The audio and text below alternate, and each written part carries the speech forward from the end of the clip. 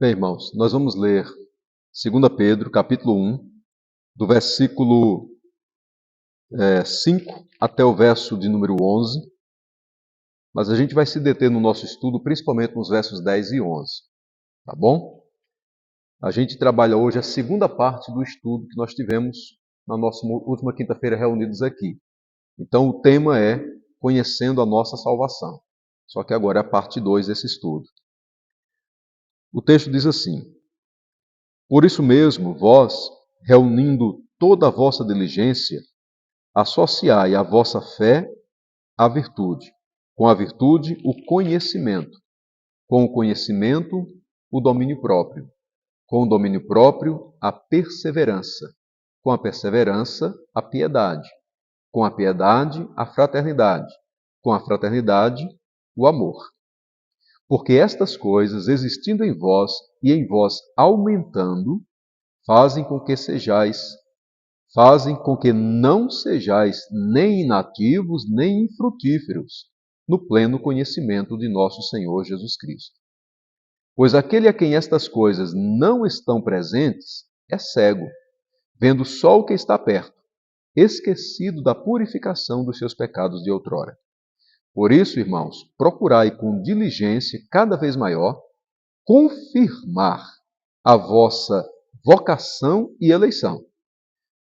Porquanto, procedendo assim, não tropeçareis em algum tempo, pois desta maneira é que vos será amplamente suprida a entrada no reino eterno de nosso Senhor e Salvador Jesus Cristo. Amém? Vamos orar? Deus querido, nós louvamos de fato ao Senhor por esta noite em que a gente se reúne aqui na Tua presença para buscar a Tua face, estudar a Tua palavra. Obrigado por estarmos aqui e pedimos, ó Deus, a iluminação do Teu Espírito Santo, nos fazendo compreender esse texto sagrado, Senhor.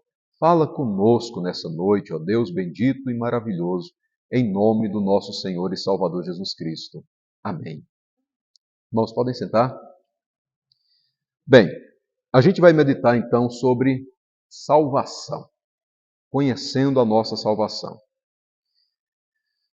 No nosso último estudo, a gente trabalhou um pouco sobre essa questão da salvação, vendo algumas questões. Foi no capítulo 1, do versículo 1 até o versículo de número 4. A gente meditou nesse texto então. O que a gente viu nesse texto? Primeiro, que a salvação é um dom de Deus. Dom é presente. Então a salvação é esse presente que Deus nos deu. Ninguém alcança a salvação por merecimento, por esforço próprio. A salvação só é alcançada pela graça. Assim? Pela graça sois salvos por meio da fé. Paulo já diz isso em Efésios capítulo 2, versículo 8. Então a salvação, a gente vê aqui em 2 Pedro, como um dom de Deus. Um presente que Deus quis nos dar. Bendito seja o Senhor por isso. E a gente tem que ser sempre grato ao Senhor por esse presente. E que maravilhoso presente Ele nos concedeu. Salvação, vida eterna. Essa fé, que também é um dom de Deus, é uma fé, a gente viu no estudo passado, é uma fé que tem um endereço certo. Ou seja, não é uma fé em qualquer um e também em qualquer coisa. Tem que ser a fé em Cristo. A fé na justiça de Cristo. O que é isso? É crer firmemente que aquilo que o Senhor e Salvador Jesus Cristo realizou na cruz do Calvário, de fato tem poder para salvar. E só Deus colocando essa fé no coração do ser humano. Porque quando alguém olha Jesus apenas na perspectiva de um homem, ou seja, o Jesus histórico, aquele que veio e esteve aqui com a gente por um determinado tempo, que visão vai ter de alguém que veio, falou sobre paz, amor, esperança, bondade, respeito, mas que foi levado até a cruz, que perdeu a vida? Quem não crer que realmente ali é uma obra de redenção de Deus para a salvação do homem, a salvação do ser humano, vai entender a morte de Cristo como alguém que passou por esse mundo, fez coisas boas, mas depois ele morreu. É assim que vai entender a obra de Cristo, a vida e a obra de Cristo. De tal maneira que, entendendo assim, as lições que Jesus Cristo deixou não foram salvadoras, redentoras, mas foram apenas para nos dar um exemplo de como a gente pode melhorar a vida. Ser pessoas melhores. Deixar de fazer algumas coisas erradas e pegar o exemplo de Cristo e começar a fazer algumas coisas boas, certas. Não vai ver Jesus como Salvador. Vai ver Cristo como exemplo de um homem que tinha um equilíbrio ético e moral muito bom. Nada mais que isso. E isso não salva. Então, a salvação, que é esse presente de Deus, essa fé que vem, é a fé que nos direciona ao sacrifício de Jesus na cruz do Calvário. Entendendo que a justiça de Cristo foi imputada no pecador. Assim como o pecado do pecador foi imputado na pessoa do nosso Senhor e Salvador Jesus. Ele levou os nossos pecados e nós, pela graça de Deus, recebemos a sua justiça. Isso é salvação. Né? Vimos também que a salvação implica em conhecer a Jesus. Pedro fala aqui na segunda carta sobre o conhecimento, né? Conhecer a Deus, conhecer ao Senhor Jesus Cristo. E aí a gente viu que esse conhecimento não é apenas aquela ideia de conhecer sobre Jesus, mas é ter vida com Ele, intimidade, relacionamento, de fato, com o Senhor Jesus Cristo. Então, de uma forma geral, de uma forma, bem resumida, foi isso que a gente viu no estudo passado. Nós vimos então que Jesus ele é suficiente para a nossa salvação. Amém? Suficiente para a nossa salvação.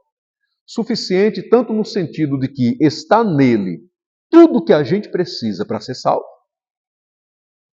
como também tudo que a gente precisa para permanecer salvo.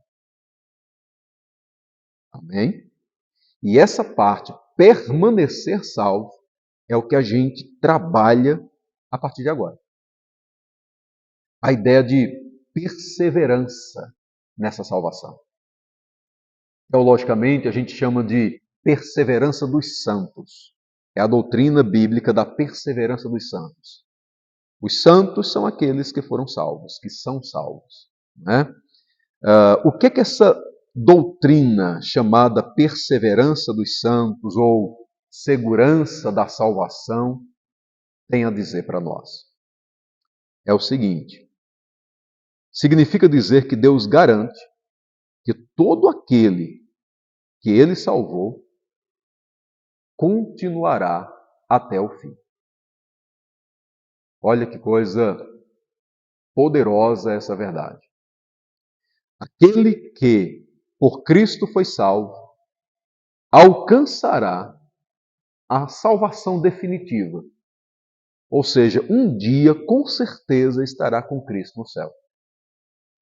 Por quê? Porque Jesus é suficiente. Tanto para salvar, como também para segurar, sustentar aquele que foi salvo. Exaltado seja Deus por isso. E essa verdade, ela é confirmada de duas formas. A primeira, de uma forma mais pessoal, interna, no coração de cada salvo. Quem faz isso é o Espírito Santo. A Bíblia diz que o Espírito de Deus, o Espírito Santo, testifica com o nosso espírito que somos filhos de Deus. É um testemunho interno, bem íntimo, bem pessoal. E a segunda forma que a gente tem é através de uma verdade clara, de uma verdade objetiva. E onde é que a gente encontra essa verdade? Na própria Bíblia. E aqui é uma questão interessante, porque o testemunho interno, o testemunho do Espírito Santo, embora sempre seja um testemunho verdadeiro, porque vem do Espírito Santo, ele pode ser por nós, a gente pode às vezes duvidar, porque é um sentimento que a gente tem. E pode acontecer em algum momento na nossa vida que a gente duvide da nossa salvação. Daqui a pouco a gente vai ver, inclusive, algumas questões que podem acontecer na nossa vida que a gente diz assim, puxa, será que então eu sou salvo mesmo? É uma dúvida que pode brotar. Mas do outro lado, a gente tem essa verdade objetiva, que jamais vai se basear naquilo que a gente sente, naquilo que a gente pensa, naquilo que a gente acha. Vejam só, o Espírito Santo, que testemunha internamente ao nosso coração, também não se baseia no que a gente acha. Ele se baseia naquilo que Cristo fez. Ele nos assegura, ele fala para a gente a nossa salvação. Mas a gente às vezes age com incredulidade e diz assim, mas será que eu sou? Só que a segunda forma de testificar a nossa salvação é a própria Bíblia. Então, por mais que o meu sentimento esteja lá para baixo sobre a minha salvação, a Bíblia vai permanecer dizendo, não, você é salvo. E vai garantir a minha salvação e vai garantir a sua salvação por base na justiça de Cristo. Por mais que chegue em algum momento em que eu vacile na fé e diga assim, eu não sou salvo porque a minha justiça não está tão boa, a Bíblia vai continuar mostrando para mim, não, mas é a justiça de Cristo que te salva, não é a sua. Ela sempre permanecerá exatamente como é. Essa é a verdade objetiva, que não muda, ela é clara. Exaltado seja o Senhor.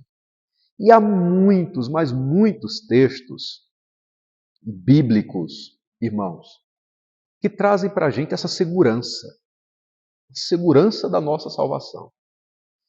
Eu vou ler com vocês alguns desses textos para a gente situar um pouco nessa doutrina maravilhosa. Veja, vamos começar lá no Evangelho de João, capítulo de número 10. E a gente vai ler dos versículos 27 até o verso 29.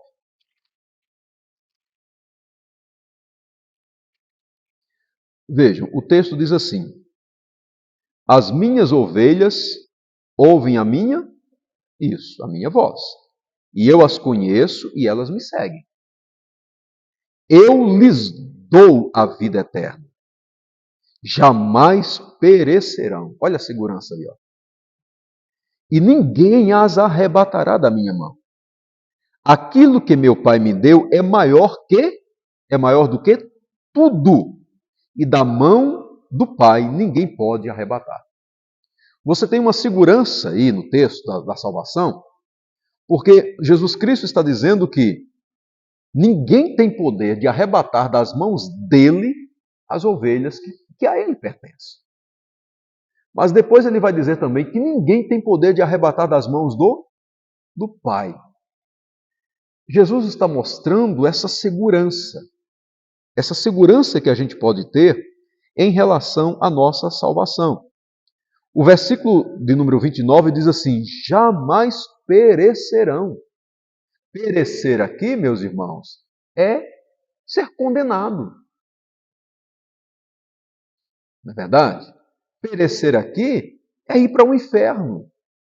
Jesus está dizendo que aquelas pessoas que são suas ovelhas jamais irão para o inferno. Então, o jamais define, porque nunca vai acontecer isso.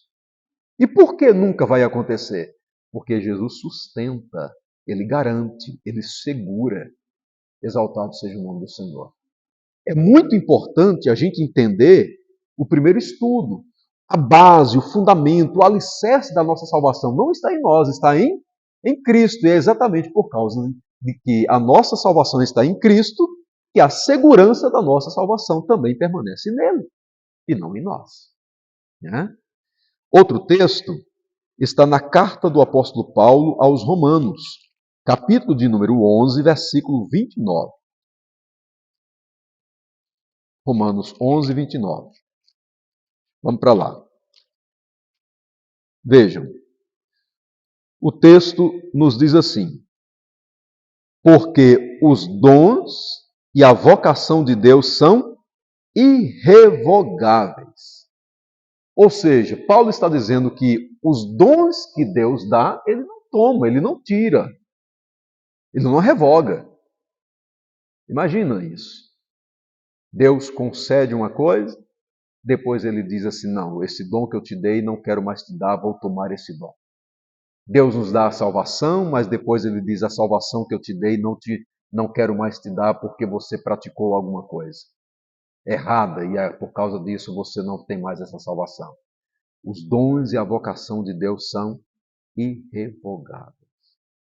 Bendito seja o nome do Senhor. Filipenses, capítulo 1, versículo 6.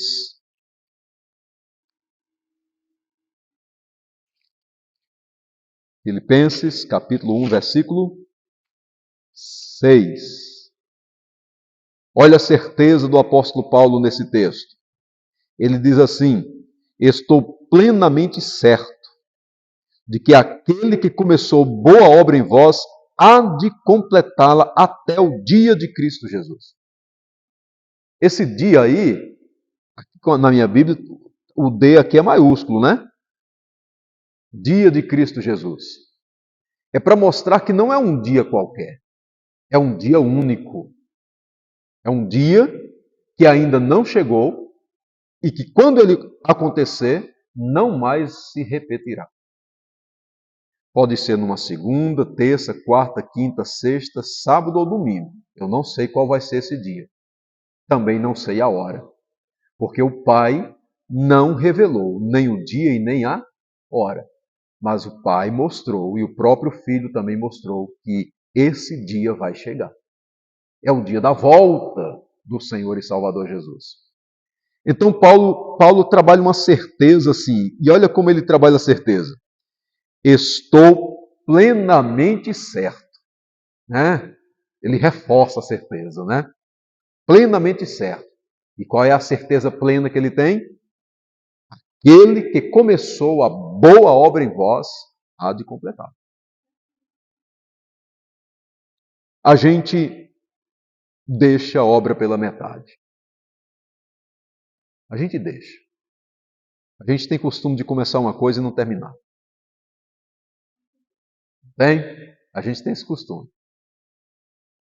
Deus não faz isso. Deus não deixa pela metade. Ele começou, ele conclui. Exaltado seja o Senhor. Então, já que ele começou e ele vai concluir, isso significa que nesse meio tempo ele está trabalhando. E é exatamente isso que ele está fazendo na minha vida e na sua vida. Ele continua agindo nas nossas vidas. E fará isso até o dia da volta de Jesus. Porque quando Jesus voltar, a nossa salvação estará completa, fechada, definitiva. Exaltado seja o Senhor. Mas o certo é que nós já temos essa salvação hoje. O Senhor há de completá-la. Então a gente tem, irmãos, vários outros textos. Deixa eu trazer mais alguns para a gente. 2 Timóteo, capítulo 1, versículo 12.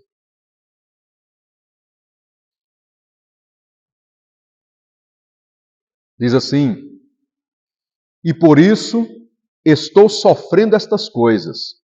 Todavia não me envergonho, porque sei em quem tenho crido, e estou certo de que Ele é poderoso para guardar o meu depósito até aquele dia. Olha o dia repetindo aí. A ideia, a palavra dia repetindo no nosso estudo. É o dia, a volta de Jesus. Ele é poderoso para guardar o meu depósito até aquele dia. Exaltado seja o Senhor.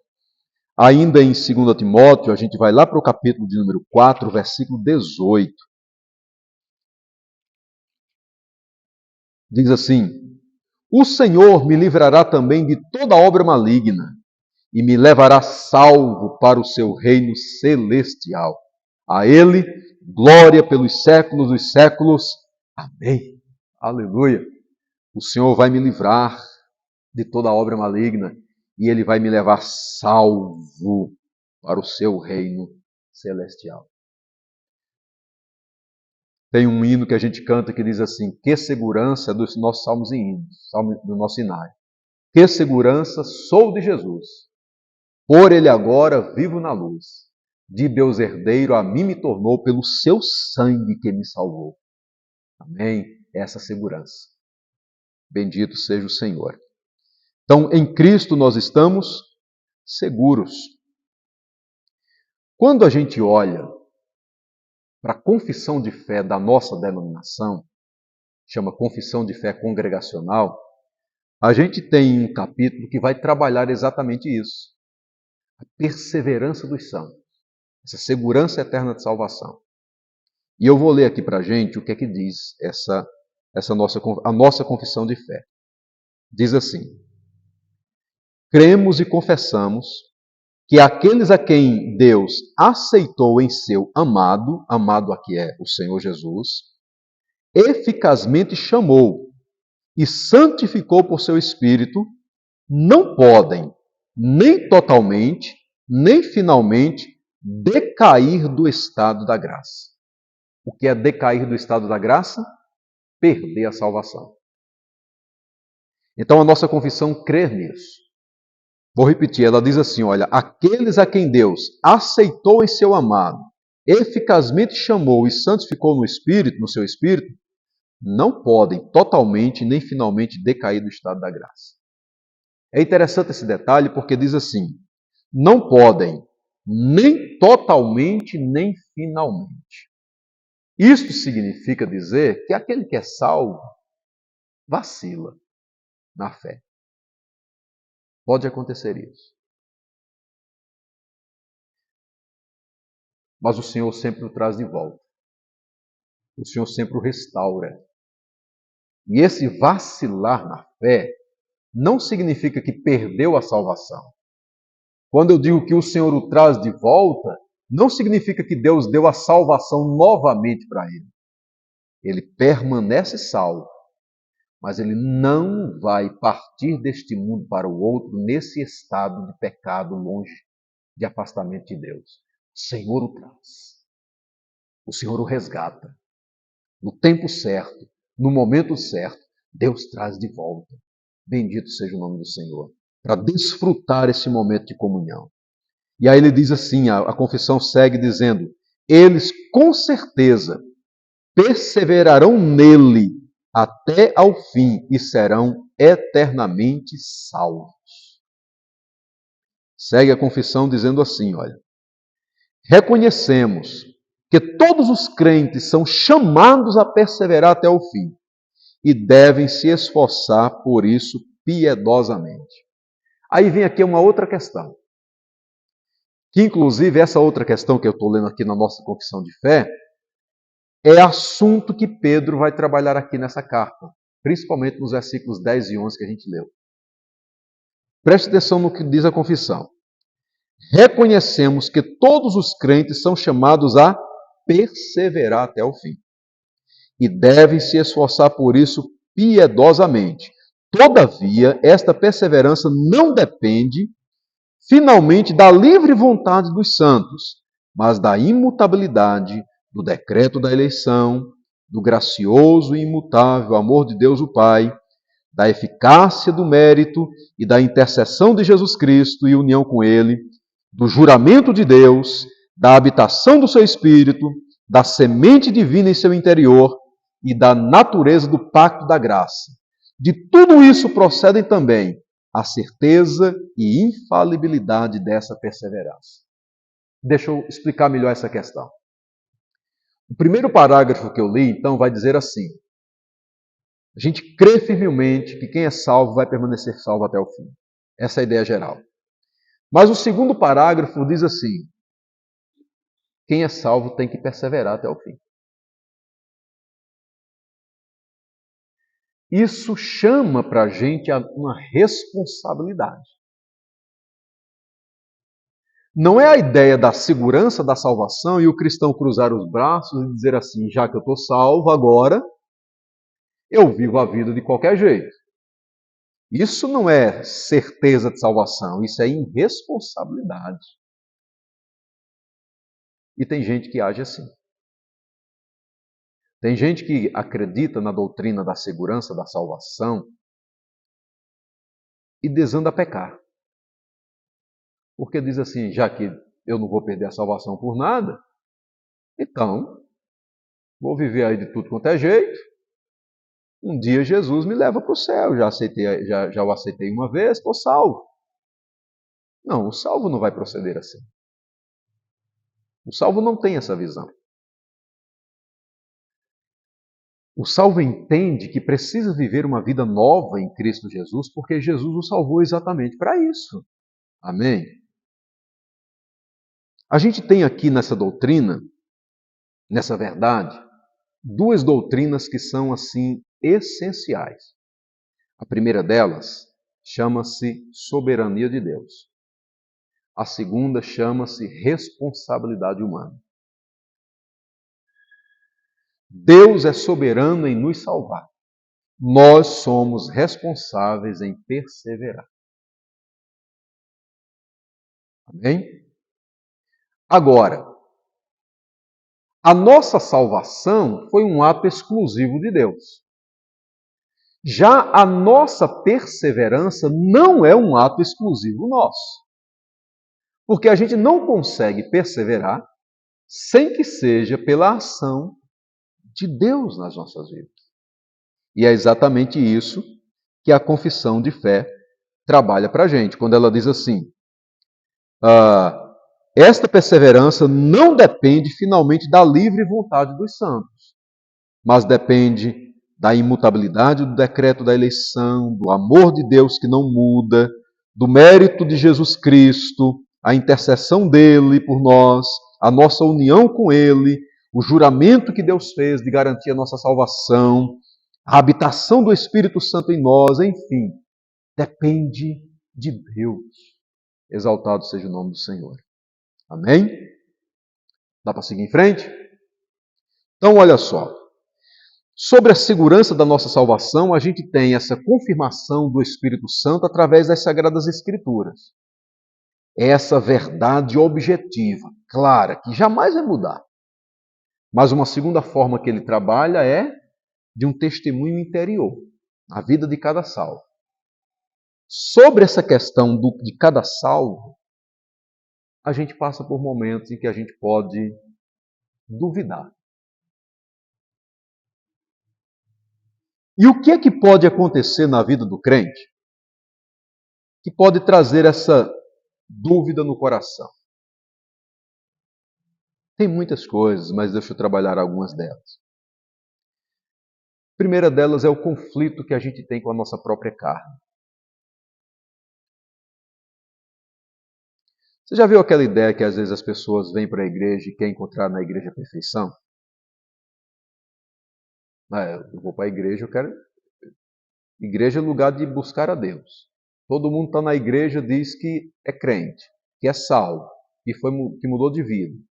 Então, às vezes, as pessoas não admitem ver algum tipo de erro dentro da igreja. Mas, ao mesmo tempo, se a gente olhar bem direitinho, às vezes a gente se cobra, se acusa, quando a gente vê alguns tipos de pecado dentro de nós e a gente não aceita a existência desse pecado porque a gente diz assim: como é que eu posso ter isso se eu sou salvo? É coisa semelhante, sabe? Como é que a igreja pode ter esse tipo de comportamento tão errado se é um lugar onde o povo diz que busca Deus? Mas quando eu olho para a questão da individualidade, cada um, eu posso olhar para mim e dizer assim: como é que pode existir algo tão ruim desse tipo dentro de mim se eu digo que já aceitei a Jesus como Salvador da minha vida? Nessas horas, o conflito, a luta, a batalha que a gente enfrenta com a nossa própria natureza pecaminosa pode muitas vezes gerar uma dúvida em nosso coração. Eu acho que eu não sou salvo. Mas deixa eu te falar, essa dúvida que pode vir em nosso coração não muda a verdade da Escritura. Amém? Então o que é que a gente pode fazer? Voltar para as Escrituras. Porque ela vai dizer para a gente que a segurança da nossa salvação não depende dos conflitos internos que a gente tem. E outra coisa importante, esse conflito com a carne, esse conflito com a natureza pecaminosa, quem tem é quem é salvo.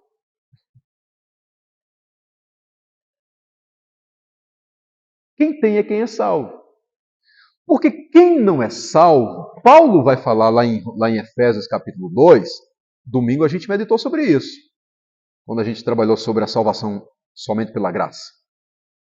Capítulo 2 de Efésios vai dizer: Ele vos deu vida, estando vós mortos em vossos delitos e pecados, nos quais andastes outrora, segundo o curso deste mundo, segundo o príncipe da potestade do ar.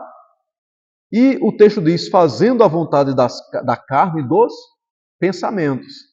Então, quem não é salvo não tem conflito com a própria natureza pecaminosa, porque já faz a vontade da carne e dos pensamentos. Agora, por que é que quem é salvo tem esse conflito? Porque ele permanece com a natureza pecaminosa, a salvação não tira isso de nós.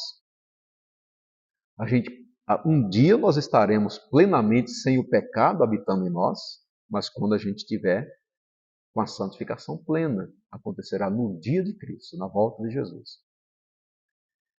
Hoje o pecado ainda habita na gente, mas ao mesmo tempo foi colocado em nós uma semente divina.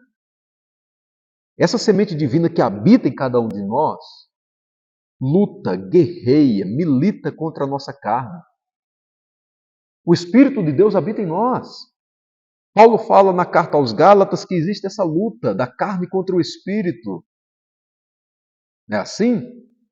Então, se você tem essa luta, se você sente essa ideia de, puxa vida, eu luto contra a minha carne porque eu quero fazer o bem, ou seja, eu quero servir a Deus, obedecer à lei de Deus, não para ser salvo, mas porque já fui, eu quero viver para Deus, mas quando eu menos imagino, eu percebo que estou pecando. E quando a gente peca, a gente se entristece e diz, meu Deus, por que eu fiz isso? Eu não deveria ter feito isso. Será que eu sou salvo porque eu fiz isso? Não, a questão não é será que eu sou salvo.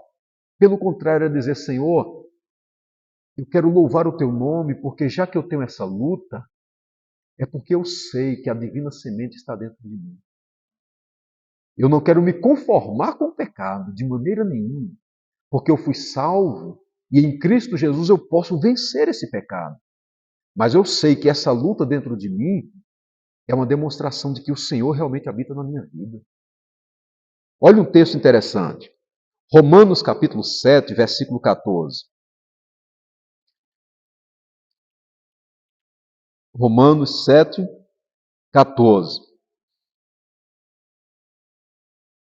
Diz assim: porque bem sabemos que a lei é espiritual, eu, todavia, sou carnal, vendido à escravidão do pecado. Quem está falando isso aqui é Paulo. Aí ele segue dizendo assim: porque nem mesmo compreendo o meu próprio modo de agir, pois não faço o que prefiro, e sim o que detesto. Essa é a batalha.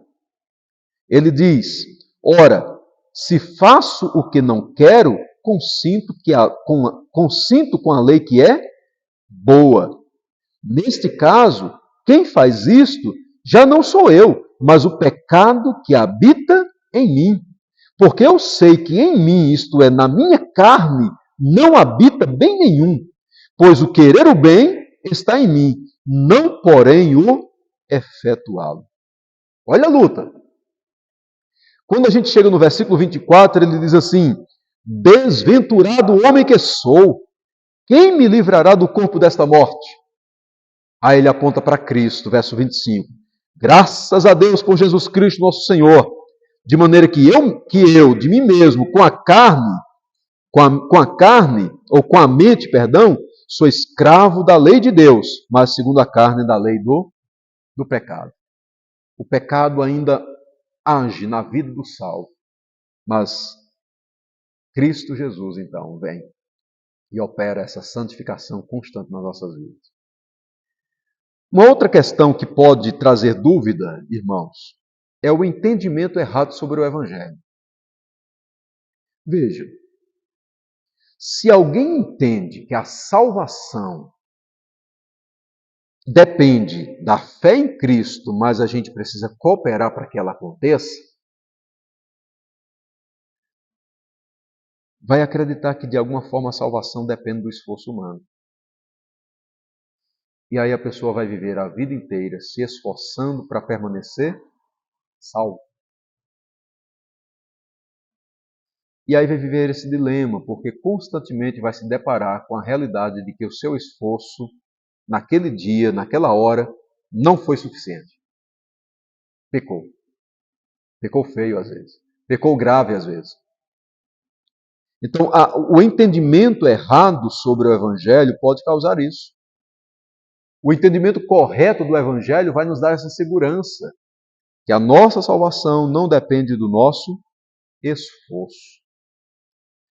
Uma terceira razão, e eu trago isso como a última razão para a gente meditar, é quando a pessoa não consegue ver Deus nas provações. Senhor, por que eu passo tanta luta? Por que eu passo por tanta dificuldade? E aí a gente não vê Deus agindo nas provações. Não reconhece que a provação, na verdade, é a provação da fé,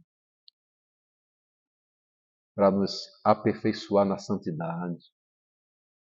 Mas vê a luta apenas como algo que a gente enfrenta e que Deus não está com a gente. Aí cai num sentimento de dizer assim, não posso ser salvo. Como é que eu sou salvo se eu passo por tanta luta, por tanta dor, por tanta provação? Acho que Deus não está comigo. Eu acho que o que eu fiz naquele dia de aceitar Jesus como Salvador foi só emoção. Eu realmente não aceitei. Esses sentimentos vêm em nós. Mas a gente pode se apegar na verdade da palavra de Deus. Amém? Agora vejam o que Pedro diz aqui no versículo 10 do capítulo 1. Ele diz assim: Por isso, irmãos, procurai com diligência cada vez maior confirmar a vossa vocação e eleição. Porquanto, procedendo assim, não tropeçareis em tempo algum. Ele fala, procurai com diligência. A ideia aqui é diligência, é esforço, dedicação.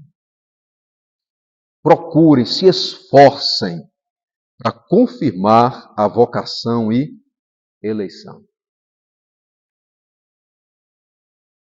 Confirmar a vocação e a eleição não é produzir a própria salvação, mas é se esforçar para demonstrar que essa salvação já aconteceu. Tem diferença. E como é que a gente se esforça? Através da prática das virtudes cristãs que Pedro relacionou aqui na sua carta. Versículo 5 ele fala sobre essas virtudes, ó. Fé com a virtude com o conhecimento com o domínio próprio, com o domínio próprio a perseverança, com a perseverança a piedade, com a piedade a fraternidade, com a fraternidade o amor. Bendito seja o Senhor. Irmãos, a prova de que nós somos salvos é vista pelo fruto que a gente pratica. Essa é a ideia. A falta de fruto coloca em dúvida a autenticidade da fé. A falta de fruto põe uma interrogação assim. Ó. Será que essa fé realmente é verdadeira? Será que essa fé realmente ela é a salvadora? Será que a pessoa realmente recebeu o dom de Deus? A falta de fruto põe em dúvida essa fé. Por quê? Olha o versículo 9. Pois aquele a quem estas coisas não estão presentes é o quê? Cego, vendo só o que está perto, esquecendo da purificação dos seus pecados de outrora. Veja que o texto está falando da certeza, está dizendo, olha, aconteceu a purificação dos pecados, sim.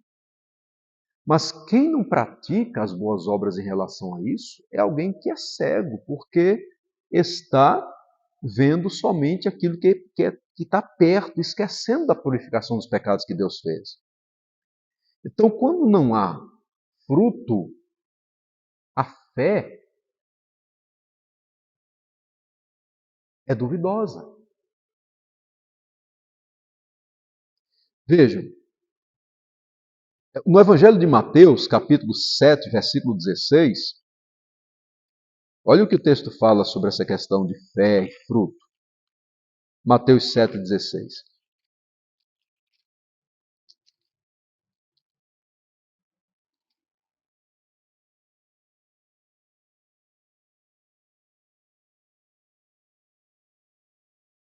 Pelos seus frutos os conhecereis. Colhem-se, porventura, uvas dos espinheiros ou figos dos abrolhos? Assim, toda árvore boa produz bons frutos, porém a árvore má produz frutos maus. Não pode a árvore boa produzir frutos maus, nem a árvore má produzir frutos bons. Toda árvore que não produz bom fruto é cortada e lançada no fogo. Assim, pois, pelos seus frutos os conhecereis. Nem todo que me diz Senhor, Senhor, entrará no reino dos céus, mas aquele que faz a vontade de meu Pai que está nos céus. Muitos naquele dia hão de dizer-me: Senhor, Senhor, porventura não temos nós profetizado em teu nome, e em teu nome não expelimos demônios, e em teu nome não fizemos muitos milagres? Então eu lhes direi explicitamente: nunca vos conheci. Apartai-vos de mim, os que praticais a iniquidade. A ideia de que a salvação é vista pelo fruto. Amém, irmãos? Bendito seja o Senhor. Então, para a gente caminhar para o final, qual é a relação que existe entre soberania divina e responsabilidade humana na nossa salvação? A relação é que a segurança e a perseverança está nas mãos de Deus, né? Mas a gente precisa andar de forma coerente com essa salvação que Ele nos deu. Como é que a gente vive essa exortação de Pedro? De dizer assim: olha, procure confirmar a vossa eleição e vocação. Duas formas. Primeiro, através de um autoexame. A gente precisa constantemente buscar assim: Senhor, deixa eu analisar como é que eu estou. Como é que está a minha vida. E a segunda, através de um esforço. Um esforço intencional. Esse esforço é o que Pedro diz aqui. Se esforcem, irmãos, para confirmar essa salvação que vocês têm. Se esforcem para que se torne clara, evidente, a salvação que vocês já possuem. Crescimento espiritual não é automático. Tem que ter esforço. Aqueles que se esforçam para crescer espiritualmente alcançam esse crescimento. A gente vê, às vezes, na vida cristã, pessoas que têm um tempo de vida cristã menor do que outras, mas já apresenta um crescimento de vida cristã maior. Por quê? Porque se dedica, porque se esforça. Tem gente que tem 20 anos de vida cristã, mas você olha e diz assim: puxa, parece que ainda é novo na fé. Porque tem muita imaturidade cristã ainda. Faltou esse esforço, faltou essa dedicação, faltou se apropriar dos meios de graça que Deus dá para a gente poder crescer. Momentos como esses nossos aqui, ó, que é um meio que Deus nos dá para a gente crescer na fé, amadurecer a nossa salvação no sentido de santidade na presença do Senhor.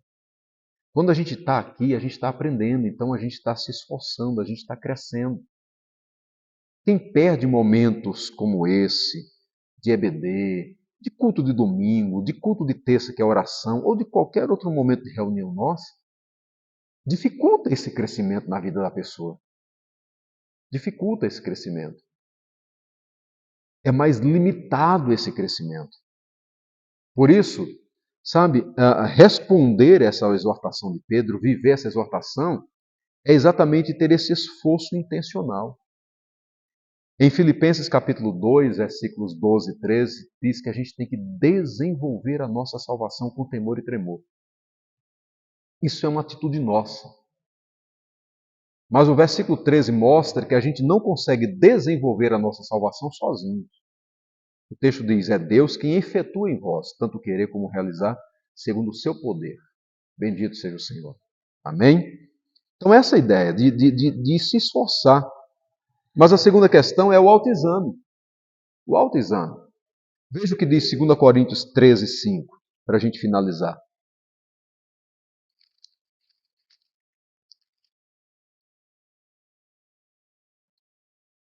Diz assim: examinai-vos a vós mesmos se realmente estáis na fé. Provai-vos a vós mesmos. Ou não reconheceis que Jesus Cristo está em vós, se não é que já estáis reprovados. Veja, Paulo está dizendo assim: façam esse autoexame. Provai-vos a vós mesmos. Examinem realmente a vida cristã que vocês, essa é a ideia de Paulo. A vida cristã que vocês declaram ter, examinem realmente essa vida. Veja, não é uma vida perfeita, mas também não é uma vida igual a uma vida mundana. Tem mudança, tem transformação. É impossível alguém ser salvo e permanecer a vida exatamente como era antes. Essa mudança vai acontecendo.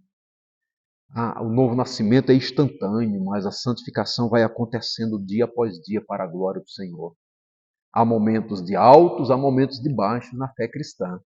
E nesses momentos de baixa na fé cristã, a gente pode até duvidar da salvação, mas a gente vai sempre crescendo, a gente cresce.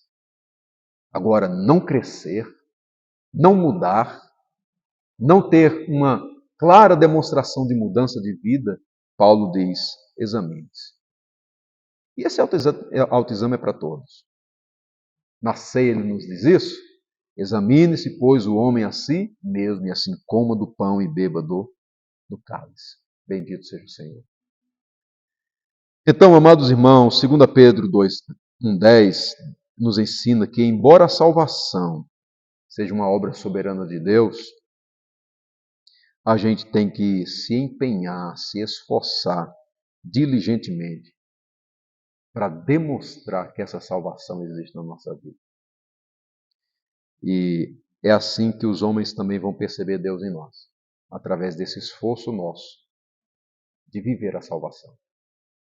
Que Ele nos abençoe poderosamente em nome de Jesus.